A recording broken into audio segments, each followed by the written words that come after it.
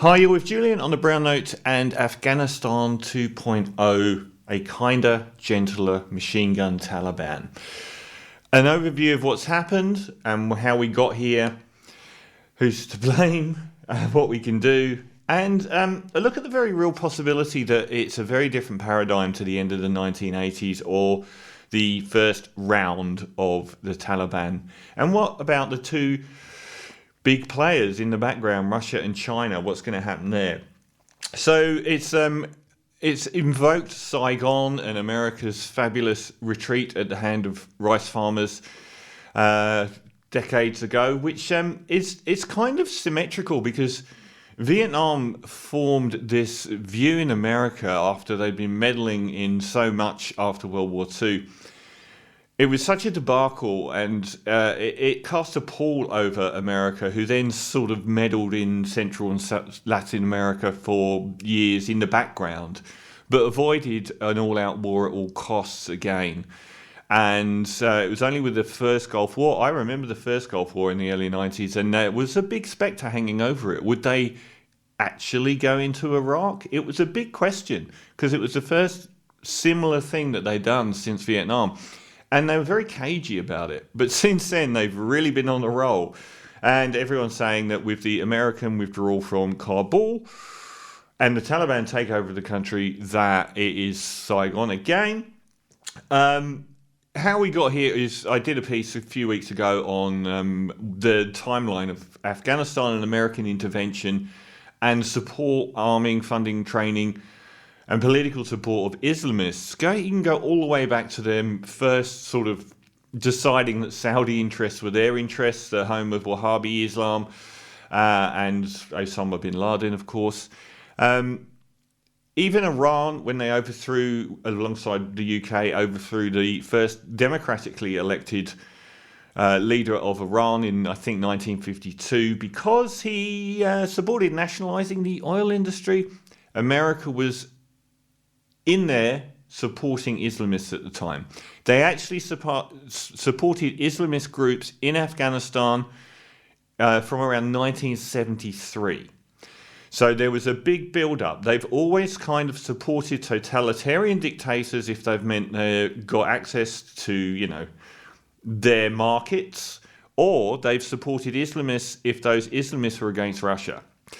And to a very large degree, America is responsible for the defining issue of this century so far when it comes to the battlefield and it comes to terrorism, which is the West's battle with Islamists.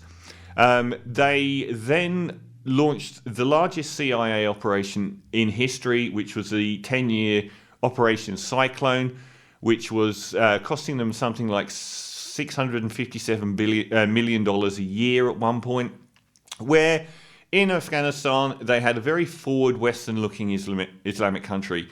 The communist-leaning government was in control, and the tribal civil war was about to break loose. But the country itself was fully functioning, and women are famously photographed walking around Kabul in short skirts and looking very modern and glamorous and Western. And America decided that Russia had come in and invaded the country. They never did. They were invited in by the actual government of Afghanistan at the time to fight off these Islamist groups that were broadly coming out of the northern Pakistan region where the Pashtun tribes were. So they funded, armed and trained the Mujahideen, who we know became the Taliban. The Taliban grew out of these camps in northern Pakistan where Mujahideen fighters had actually rested up and fomented this new group. Excuse me. I have to cut that one out, it was a bit loud. So then we had the Taliban in control. Russia retreated, and America had given the world the Taliban. Now, the Taliban had similar goals to what they have now. They wanted international legitimacy. Through the mid-90s, they were traveling to places like America to meet with oil executives and, fossil fuel people and the like. But in their midst and alongside the Operation Cyclone was Osama bin Laden, who'd been there for the entire duration, who had been arming and funding and training alongside the CIA. And he had built up this big army of people, big enough that he actually offered to go into Kuwait when Saddam Hussein invaded Kuwait at the start of the 90s. He offered to go in with his army. Throughout the 90s, of course, Osama bin Laden had threatened America numerous times to remove American troops from the Holy Land, including 2 embassy bombings in Africa and eventually 9/11. Now, the Taliban around that time were not projecting outwards at all, and they're not now. They never have projected outwards. But America decided within days of the 9/11 attacks that they had to fight someone. They were like the angry guy at the pub, and they had to just beat someone up. And they chose Afghanistan because they actually wanted to go to Iraq, but as it was pointed out, they had absolutely no reason to go to Iraq because they weren't connected with 9/11 whatsoever. So they had to wait a year or so and invent weapons of mass destruction. But they did go into Afghanistan, and they used the guys that Osama bin Laden was based there. Now, this war was completely illegal. It didn't meet any of the UN criteria for going to war, which is that the country has to be attacking you or a threat to you. There was no evidence that this was true, that they were likely to attack you or one of your other member states. The Taliban had not projected out in any direction outside of Afghanistan. The war did not meet the criteria which America is a signatory to. It was illegal. But the tactics at the start were terrible. America did exactly what they did in Iraq, which was not put enough troops on the ground and completely eradicate the Taliban. They went in with air power and they took control, and for 20 years they've been fighting the longest war that they've ever fought, and the Taliban are now back in control. Now, a lot of people are blaming Biden for this, blaming the 4th president to have been involved in Afghanistan in a row. Bush started this war. He went in, him and Cheney, for 8 years. They fought this war. Obama stayed for another 8 years. Biden's been in there for 8 months. How he is to blame for this scenario, I don't know. Particularly galling is President Trump, who has now come out and lambasted the biggest foreign policy embarrassment of all time, even though the exit withdrawal was his plan. He put a plan in place last year to withdraw all his troops, all American troops from Afghanistan by May. I don't know how him leaving by May was less likely to give the Taliban the country, but he seems to like having the upper hand. Biden had 2 options here, and there's almost a grudging respect that he actually did it. Because the 2 options were this. They stick to the timeline that Trump negotiated with the Taliban, which was to withdraw from America, or they throw loads more troops in. The Taliban didn't take Afghanistan a few weeks ago. They had been taking the country for the last 2 years, and America had no answer. They had found out exactly as they did with the rice farmers in Vietnam, that people embedded in these very hostile, difficult terrains who have nowhere else to go and who are fighting for their home will not go easy. And they never did. And they had taken large swathes of the country by May this year, and it was a foregone conclusion. So there wasn't anything that America could do. Nothing. The mistakes of Afghanistan were made by George Bush going into the country and George Bush not fighting the war properly in the first place. No one else can really be blamed for what happened because there was no other outcome. And it was always going to end up like this. It just took a long time. So why are the Taliban different this time? Well, it's a different world. For a start, they want 2 things. They want, above all else, they want international legitimacy and they want money. Now, they have to behave very, very different than they did in the 90s. If you ever want to see what life in Afghanistan under the Taliban 1.0 was, watch the film Osama. You won't thank me. It's horrible. It's about a girl that lives with her mum and her grandmother in a house in Taliban-controlled Afghanistan, and it was uniquely filmed prior to the American invasion. So you get a sense of what the life was like under the Taliban. Dad dies And under Taliban law, you cannot leave your house if you are an unattended woman. So there's 3 women in the house. They cannot leave home, so they just starve. And the little girl shaves her head, pretends to be a boy, and goes to work in the shop so they can get food. She is then taken by the Taliban to join their Mujahideen war, and they find out she's a girl. So they put her up to her neck in the sand and are about to stone her to death when some geriatric guy decides that he will take her and make this 13-year-old girl his wife number 14, and gets her to choose the padlock that he then puts on the door, where she will spend the rest of her life inside crying, as most of the other ones are. It's horrific. But this time around, there are some interesting conundrums for the Taliban. It's a very different world now. They need international legitimacy, and they crave it. And they kind of wanted it last time. But they also want access to money and international trade. Now, the biggest stick that we can hit the Taliban with at the moment is economic sanctions. But there's nothing militarily we can do. We can carpet bomb the country and the cockroaches will still live. It's never going to happen. But they will flounder if the international community passes economic sanctions. That is the biggest stick to making them not behave appallingly to women and every other minority group in their own country. These people were brought up on war. Many of them, the majority of the Taliban now, have only known war. They were born into it. So it's not going to be as easy as switching that tap off, but they seem to be coming across a lot more savvy this time. There's a lot of difference in the way that the major players are acting and their positions. Last time around, America was their friend. The people that funded, armed and trained them, Russia was their enemy. This time around, America is their enemy. So that's a very interesting, different paradigm. The different actors on the world stage are the fact that it is America v China on the world stage this time around. So it's a very different world. The internet has made the promulgation of information very different to how it was in the year 2000. And the way that that information is used. We saw a Taliban spokesperson phoning up a female journalist live on air recently. And that was a pretty savvy thing to do, publicity-wise, public relations-wise.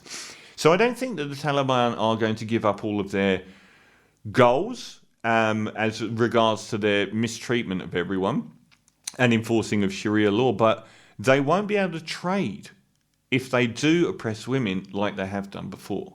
And if they are involved in barbaric practices of stoning women to death for adultery, or, even probably forcing women to be completely covered all the time, they're making these overtures that they're not going to do that. I suspect that they may not. I suspect the lure of international legitimacy and of international trade may outweigh these moral concerns that they have. So I do expect that there will be a difference there. The overwhelming outcry here now is that the Taliban will allow Al-Qaeda to prosper again in their country. There is a different paradigm here too.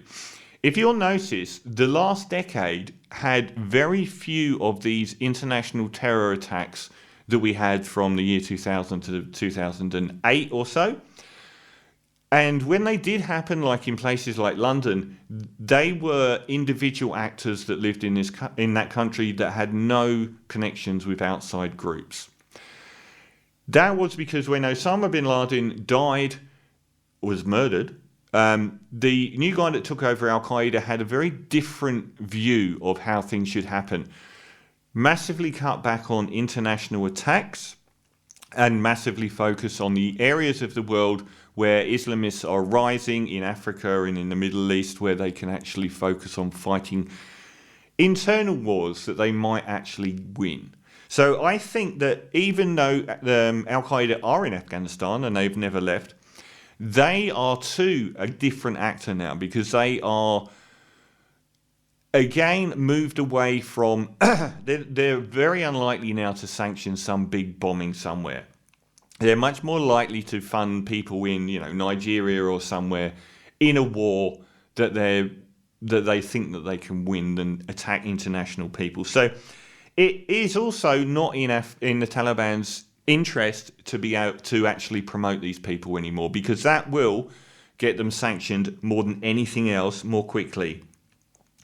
So I believe that the Taliban 2.0 will actually make some sort of attempt at providing a different paradigm to the original Taliban, and will do so on the basis of legitimacy in trade, and that will be the West's biggest weapon that they have. The two actors that are in the background here are Russia and China. China were not on the scene last time. China has a border with Afghanistan. This is one thing that America continually involves itself in.